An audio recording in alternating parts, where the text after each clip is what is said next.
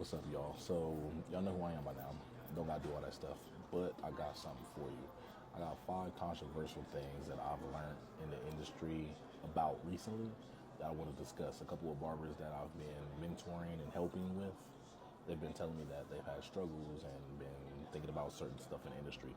So, here are the 5 things that I guess kept coming up to me when they were talking to me. Are $100 haircuts the new normal? Are they? With the prices of tariffs and everything going up right now, do you think $100 is worth it for a haircut to charge? But do you think $100 is going to be worth it for someone to pay? Now, a lot of people don't understand why we charge 100 because of the time, the dedication, the perfection, the consistency, just everything that we apply to a haircut besides just fading, which also takes time. But how do you make it to where a client will understand $100 is worth the cut? So, in my view, my eyes, everything that I'm thinking, $100 is worth the price, but only if you're in an area where people can pay $100. If you're like in Bumville, West Virginia or Arkansas, that area may not be able to pay that. But the highest price you could pay could be equal to $100 somewhere else. If you catch what I'm saying, like $100 here ain't the same in China, or $100 in China ain't equivalent to the same here, just like how the stuff is going on in the world right now. But my main thing is can you charge the maximum so you don't feel like you're being cheated out of your time, your craft, or whatever else you're doing? Think about it.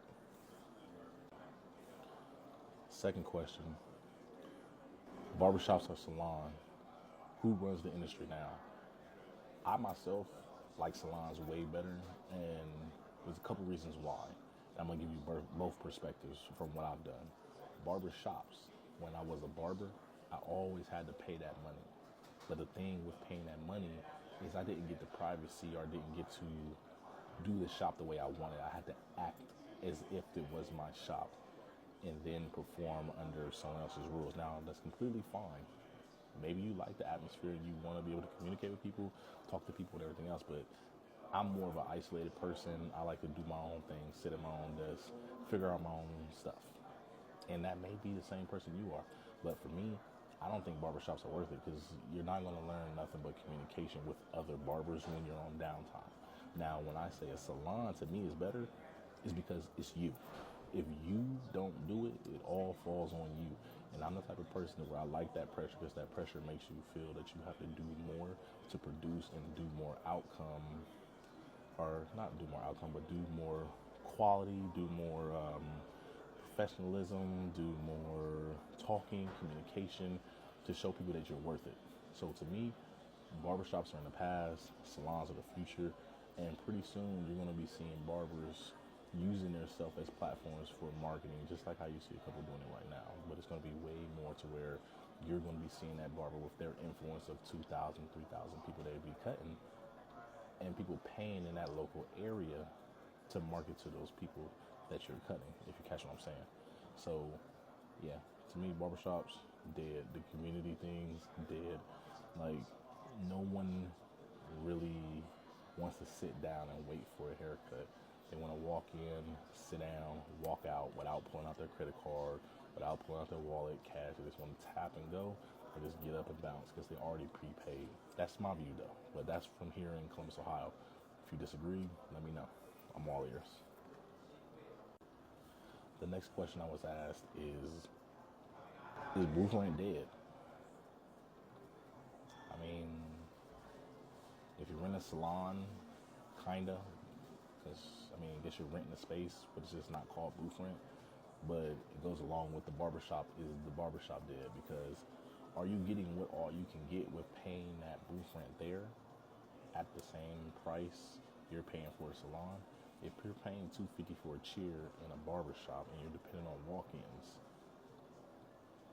what would make you think spending $250 at a salon, lofts, or I guess any loft you go to, what makes you think being in a barbershop paying that would like benefit you more? In my eyes, paying more paying the same price to be in a community place to where you're not going to be able to get what you want fully out of it and address everything how you want to do it and make yourself your own boss is kind of like crazy. That's why I always say booth rent's dead.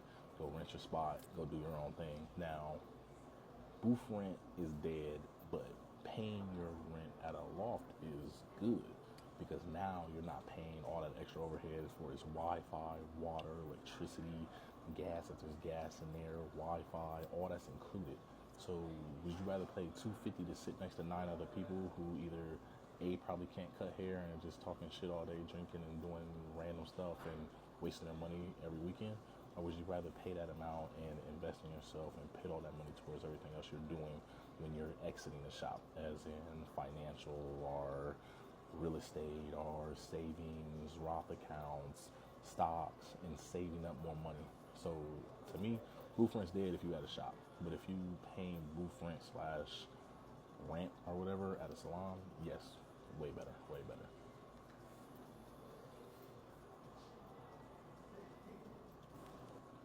Next question someone had asked me was, is AI and apps killing the traditional barber way?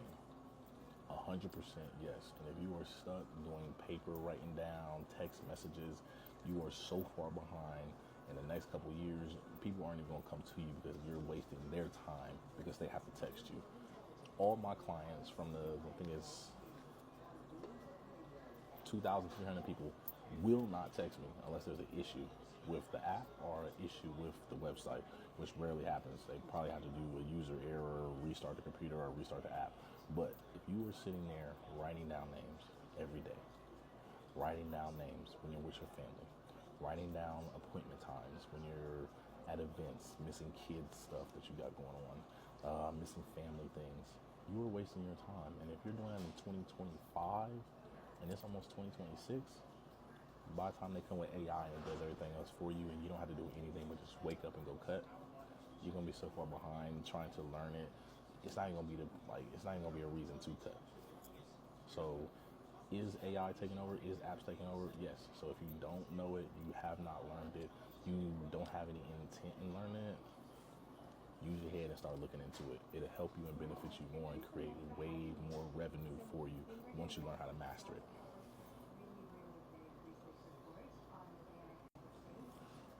The next question I got is, do you really need a license in 2025? People debate over this all the time. I've been asked this by barbers who are licensed, barbers who are not licensed, and I'm going to give you my honest answer. And it may hurt some feelings, but if you are not licensed in 2025, great. But understand, you are probably a selfish person who doesn't care about fucking people over. And when I say fucking people over, I mean it in the most genuinest way, because you technically are. So what I learned in California is, I guess there's unions or something from a couple of California barbers that look for barbers who have license to protect their jobs in industries from people who do not have license. So a movie company will go to a union of barbers who actually have their license, who are professional and who can't be in there, versus Bob off the street who just be cutting in the garage or just renting out a spot that he got for cheap and he just threw in a chair in there and threw some stuff down. It's more than just cutting. With your sanitation, with your professionalism, learning how to be in a setting and everything, knowing what to do, and also being able to look at the checks and balances that are presented. Because if you were to sit there and hire a surgeon, because a surgeon just knows how to, I guess, cut bodies open and do open heart surgery, would you really trust him over the person who actually went to school? Now, if you say the person that just does it is really good at it, I'm going to go to him regardless and save a few dollars. Okay, now let me throw this in retrospect. Say he does a good thing, or say the haircut's good, and you catch a disease, you catch AIDS, you catch something from the transfer of blood, or people not cleaning their equipment, or just something forbiddable that you want in your system. You can't sue, bro. You can't sue him. There's nothing you can do besides, oh man, that was a gift haircut. Like, I'm screwed. Because now, at the end of the day, you chose to go to someone who did not have their license. Now, someone who did have their license they're responsible and they're going to hold their shop up to that par to make sure something like that never happens. Now, not that I hope any of that happens to anyone, but things can happen. I've seen it all the time. I've seen people come in with lice, use the same tools on the next person, then they still have lice in barber school. I've seen crazy shit. But the thing is if you do not have your license in 2025, go get the stuff. I've been undercut by people who don't have license who mimic what I do. I'm pretty sure other people have too. But the crazy thing is when you do it professionally, you have no way to look over your shoulder, see if anybody's trying to get you, because it just sucks. It is very annoying. And I get that from a lot of people who are writing me these questions saying, is it worth getting my license? I can always just move my books to another day if I know someone's around. But how inconvenient is that for your clients? So my suggestion is if you don't have your license, go get them. If you do have your license, keep renewing them, keep seeking more education. But instead of saying some cookie cutter stuff, just go get your shit, because you're not doing anyone any favors, and ultimately you're screwing yourself over in the long run if something happens. And then you're not even going to be able to cut hair no more, unless you're in a state that allows you not to have your license. But hey, you want police to be licensed, you want them to have hours. I want my barber, I'm pretty sure other people who have barbers want their barber to have those hours and make sure that they know what they're doing, and they can make sure that they're getting a good cut. So to me, yeah, I think you need your license. If you don't have your license, it's on you though. Take the risk, take the chance. That's just my opinion.